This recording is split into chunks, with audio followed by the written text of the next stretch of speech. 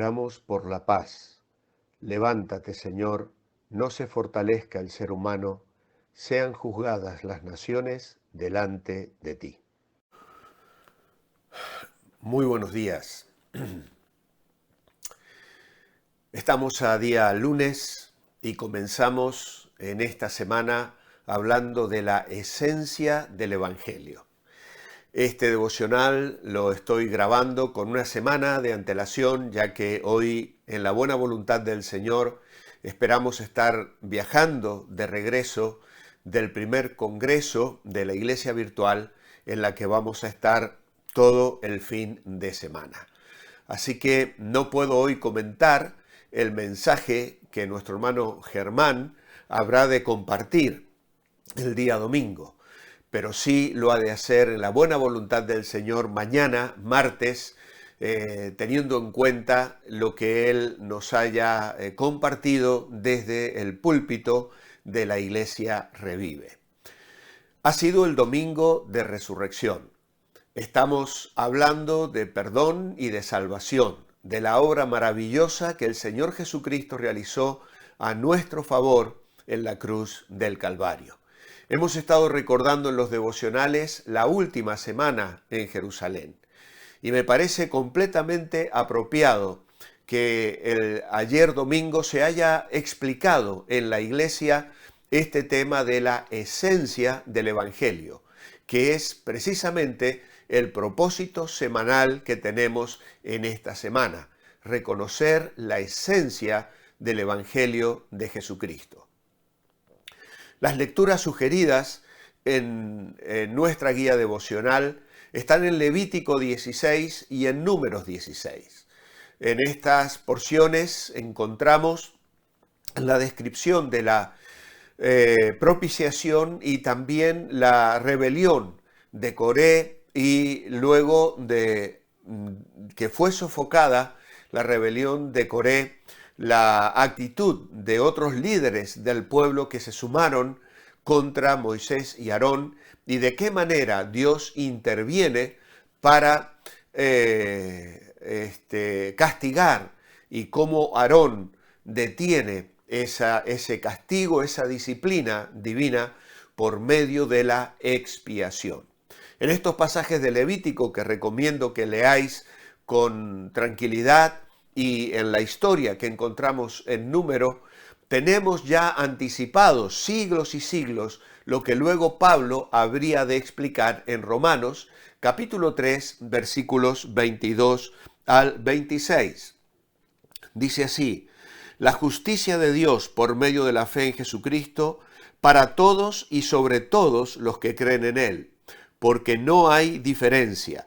Por cuanto todos pecaron y están destituidos de la gloria de Dios, pero son justificados gratuitamente por su gracia mediante la redención que es en Cristo Jesús. A Él Dios lo puso como propiciación. Esta versión traduce como instrumento de perdón por medio de la fe en su sangre, para manifestar su justicia, a causa de haber pasado por alto en su paciencia los pecados pasados. Lo hizo así para manifestar en este tiempo su justicia, a fin de que Él sea el justo y el que justifica al que es de la fe de Jesús. El término propiciación es un término que no manejamos en nuestro lenguaje actual. Sin embargo, aparece en la Biblia y es importante que lo podamos explicar. En el contexto de las religiones paganas, en todas las épocas y en todo el mundo, la idea de propiciación en las que se basan es la de que hay diversos dioses, ninguno de los cuales disfruta de un poder absoluto, pero que tienen cierta capacidad para facilitar algunos aspectos de nuestra vida. Suelen ofenderse o ponerse celosos unos de otros, por lo que para mantenerlos contentos hay que ofrecerles algún tipo de sacrificio y mientras más grande o costoso sea este sacrificio, mucho mejor. Por esta razón se llegaba a ofrecer sacrificios humanos, incluso los propios hijos, por porque cuanto más costosos, más efectivos entonces serían. Si bien la Biblia nos saca por completo de este mundo, que es la religión pagana, como una distorsión monstruosa de la verdad, y nos presenta un Dios real y verdadero, fuente de toda verdad, bondad y justicia, la idea de propiciación mediante el sacrificio recorre toda la Escritura. En el Antiguo Testamento, dicha idea está en la base de los rituales establecidos para el sacrificio expiatorio en Levítico 16, el sacrificio por la culpa y el día de la expiación. Y además encuentra expresión clara en los relatos tales como el de Números 16, donde Dios amenaza con destruir al pueblo por la expiación de Aarón, separó la mortandad que ya había comenzado. En el Nuevo Testamento hay un grupo de vocablos relacionados con la propiciación que se encuentran en 4 pasajes de importancia trascendental. El primero de ellos es el que hemos leído en Romanos 3, 22 y 26, y la clásica declaración de Pablo relativa a la exposición de la justificación de los pecadores por parte de Dios. La segunda es parte de la exposición y se encuentra en Hebreos 2:17 y es relativa a la explicación racional de la encarnación de Dios el Hijo. Y leemos así: por eso debía ser en todo semejante a sus hermanos, para poder ser un sumo sacerdote misericordioso y fiel en el servicio de Dios para expiar los pecados del pueblo. Así que tenemos también un tercer pasaje fundamental e importante en la primera epístola de Juan, capítulo 2, versículos 1 y 2, donde encontramos el testimonio sobre el ministerio celestial de nuestro Señor. Y dice: hijitos míos, estas cosas os escribo para que no pequéis. Pero si alguno ha pecado, tenemos un abogado ante el Padre, a Jesucristo el justo.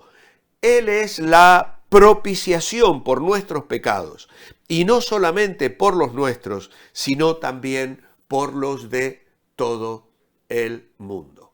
Y el cuarto es la definición del amor de Dios, que hace el apóstol Juan también en su primera carta, capítulo 4, versículos 8 al 10.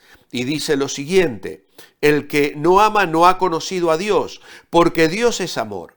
En esto se mostró el amor de Dios para con nosotros, en que Dios envió a su Hijo unigénito al mundo para que vivamos por él. En esto consiste el amor, no en que nosotros hayamos amado a Dios, sino en que Él nos amó a nosotros y envió a su Hijo en propiciación por nuestros pecados. ¿Tiene la palabra propiciación algún lugar en nuestro cristianismo? Pues en realidad tiene un lugar central en nuestra fe. El amor de Dios, el acto de hacerse hombre el Hijo, el significado de la cruz, la intercesión celestial del Hijo y el camino de la salvación se explican todos por medio de la propiciación. En cualquier explicación del Evangelio en que falte la noción de propiciación, no solo sería incompleta, sino que además induciría al error. Un evangelio sin propiciación en su centro es otro evangelio, diferente del que Pablo predicaba. Y las implicaciones de esto no deben eludirse. No debemos pasarlas por alto, no debemos ignorar, ni unirnos a personas que no compartan el evangelio con el contenido de la idea de propiciación. ¿Hay alguna diferencia entre expiación y propiciación? Porque algunas versiones castellanas han usado la primera palabra, expiación, en lugar de la segunda, de propiciación. Ahora, la diferencia está en que la expiación tiene la mitad del significado de la propiciación. La expiación es una acción que tiene como objeto el pecado. Denota el acto de esconder, cubrir, apartar, borrar el pecado, de modo que no constituya ya una barrera para una amistosa comunión entre el hombre y Dios. Sin embargo, en la Biblia, la propiciación denota todo lo que significa la expiación, además de la consiguiente pacificación de la ira de Dios. La ira de Dios contra nosotros, tanto presente como venidera, ha sido sofocada mediante la muerte propiciatoria del Señor Jesús. Romanos capítulo 5 y versículo 10 dice, porque si cuando éramos enemigos fuimos reconciliados con Dios por la muerte de su Hijo, mucho más al estar reconciliados seremos salvos de la ira. En nuestro guía devocional hay una errata allí al poner Romanos 5:25.